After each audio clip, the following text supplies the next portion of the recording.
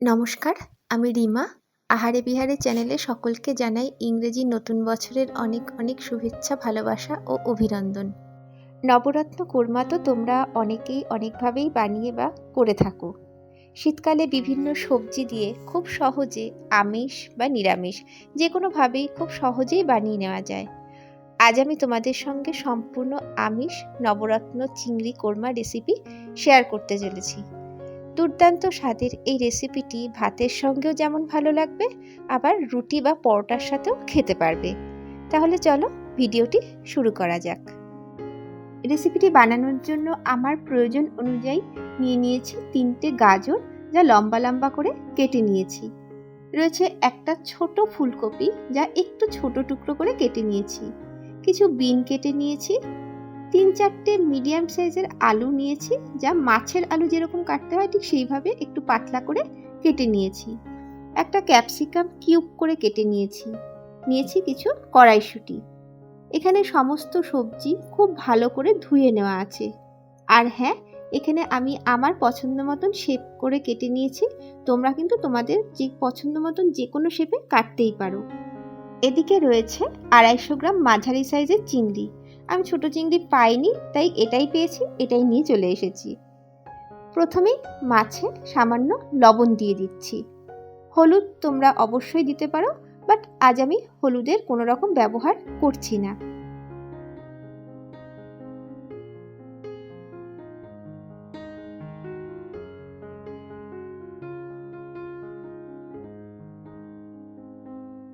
নুন দিয়ে পুরো মাছটা আমার মাখা হয়ে গেল।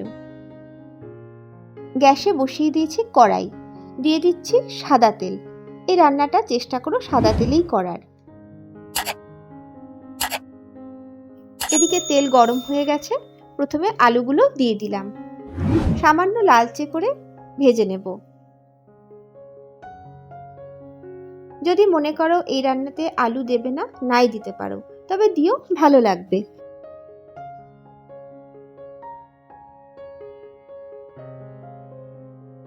আলুতে সামান্য লালচে ভাব ধরছে, এবার তুলে নিচ্ছি। তোলা হয়ে গেছে। দিয়ে দিচ্ছি একে একে ফুলকপি,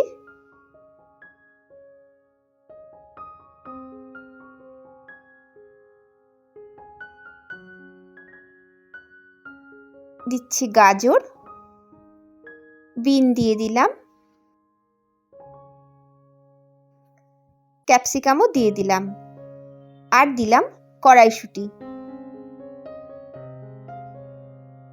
ভালো করে সবটা তেলের মধ্যে সাঁতলে নিতে হবে মিনিট 10-এর মতো, এবং অবশ্যই লো টু মিডিয়াম আছে।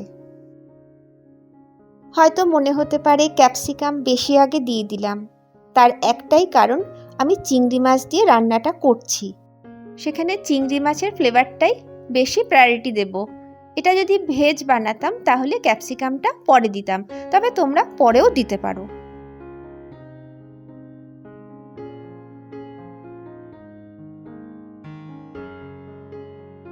এদিকে আমার প্রায় 12 মিনিট সবজিগুলো সাঁতলানো হয়ে গেল। দিয়ে দিচ্ছি এবারে চিংড়ি মাছ। চিংড়ি মাছ আলাদাভাবে ভাজলাম না, এটা অনেক তাড়াতাড়ি হয় জানো। তোমরা চাইলে কিন্তু অবশ্যই চিংড়ি মাছ আলাদাভাবে ভেজে নিতেই পারো। এবার চিংড়ি মাছ সহ সবজিগুলো 1 মিনিটের মতন আমি ভেজে নিচ্ছি। চিংড়ি মাছ তো খুব বেশি ভাজার দরকার হয় না, তাহলে তার স্বাদ থাকে না।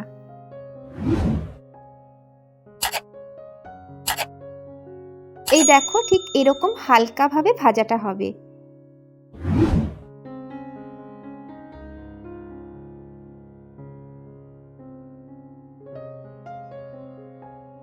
পুরো সবজি সহ চিংড়ি মাছ ভাজা বলো বা সাঁতলানো হয়ে গেল।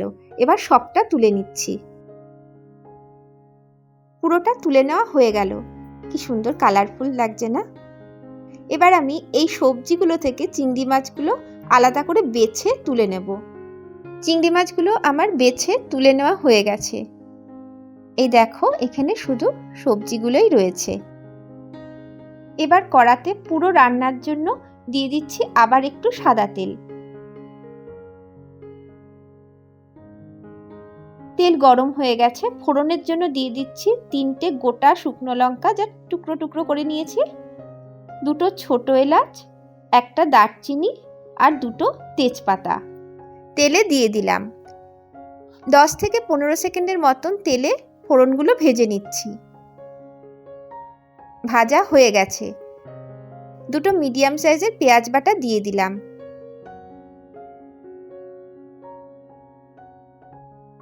সাথে দিলাম দুটো মিডিয়াম সাইজের পেস্ট করা টমেটো।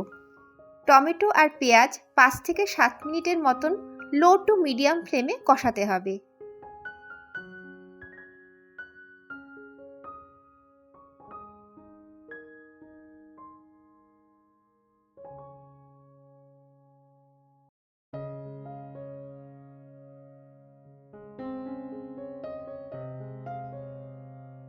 প্রায় 7 মিনিটের মতন টমেটো আর পেঁয়াজ কষানো হয়ে গেল।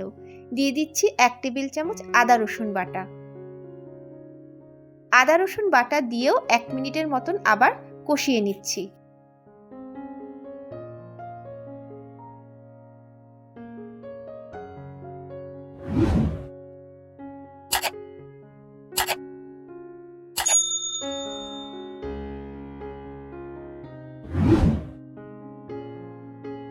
কষানো হয়ে গেল।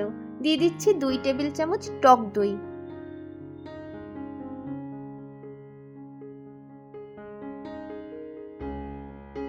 টক দই দিয়ে আঁচ লো করে কিছুক্ষণ ভালোভাবে মেশাতে হবে।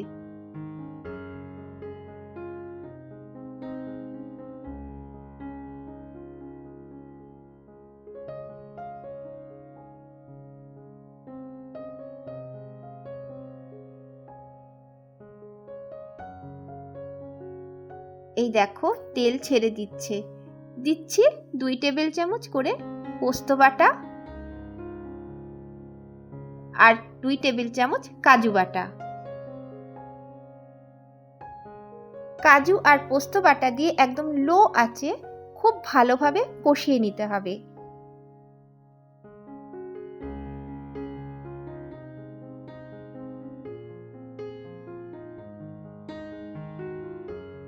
কষানো হয়ে গেছে। দিয়ে দিচ্ছি 1 চামচ চিনি। চিনি চেষ্টা করো স্কিপ না করার, কেমন? সঙ্গে দিচ্ছি 1 চামচ লাল লঙ্কার গুঁড়ো। এই রান্নাটা একটু হালকা ঝাল ভালো লাগে। চিনি আর লঙ্কার গুঁড়ো দিয়ে সবটা একসাথে ভালো করে মিশিয়ে নিতে হবে।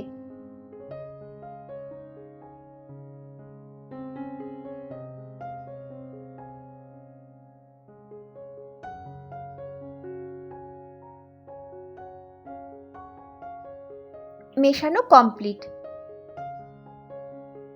দেখো একটু একটু ফুটে উঠেছে। তেলও কিন্তু আস্তে আস্তে ছেড়ে দিচ্ছে। এই সময় দিয়ে দিতে হবে ভেজে রাখা সবজি।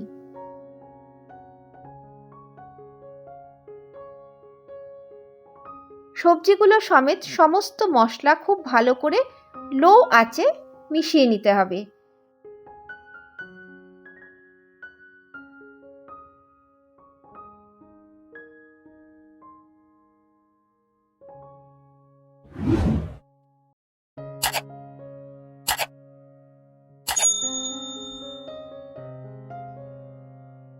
প্রায় 1.5 মিনিটের মতন আমি মিশিয়ে বা কষিয়ে নিলাম। দিয়ে দিচ্ছি সেদ্ধ আর গ্রেভির জন্য গরম জল।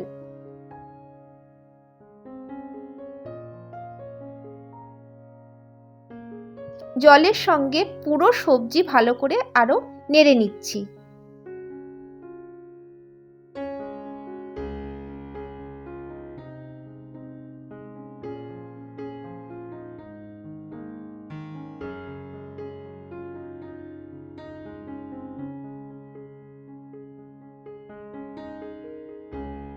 দিয়ে দিলাম কিছু সময়ের জন্য ঢাকনা।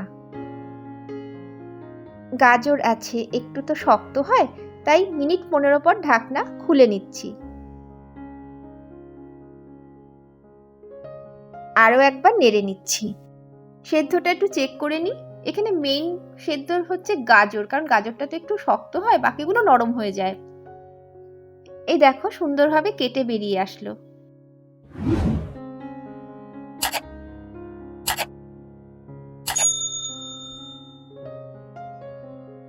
দিয়ে দিচ্ছি এবারে স্বাদ অনুযায়ী লবণ।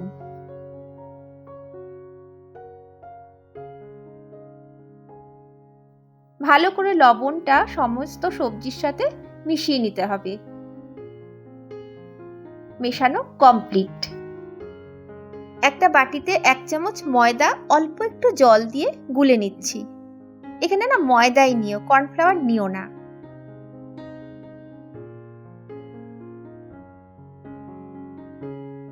ময়দা গুলে নিয়ে একটা সুন্দর থিকনেস আনার জন্য এর মধ্যে দিয়ে দিলাম।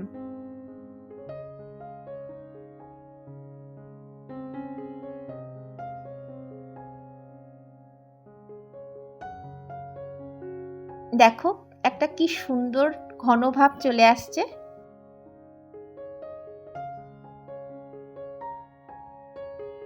এবারে মেইন উপকরণ ভাজা চিংড়ি মাছগুলো এর মধ্যে দিয়ে দিলাম। আঁচ একদম ধিমে রেখে সবটা একসাথে কষিয়ে নাও।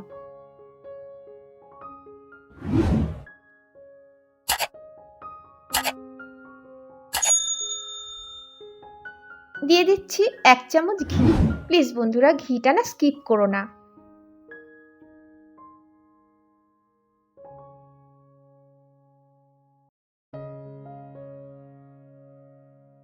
আর দিচ্ছি 1 চামচ থেকে সামান্য একটু বেশি গরম মশলার গুঁড়ো।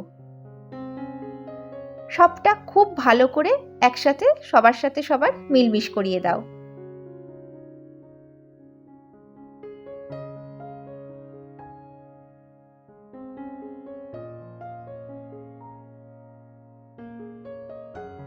সবার শেষে দিয়ে দাও যার যার স্বাদ অনুযায়ী কাঁচা লঙ্কা।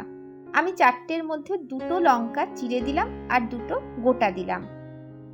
দারুণ একটা সুন্দর গন্ধ আসবে আর হালকা একটা ঝালও থাকবে। লঙ্কাগুলো দিয়ে ভালো করে শেষবারের মতন মিশিয়ে নাও।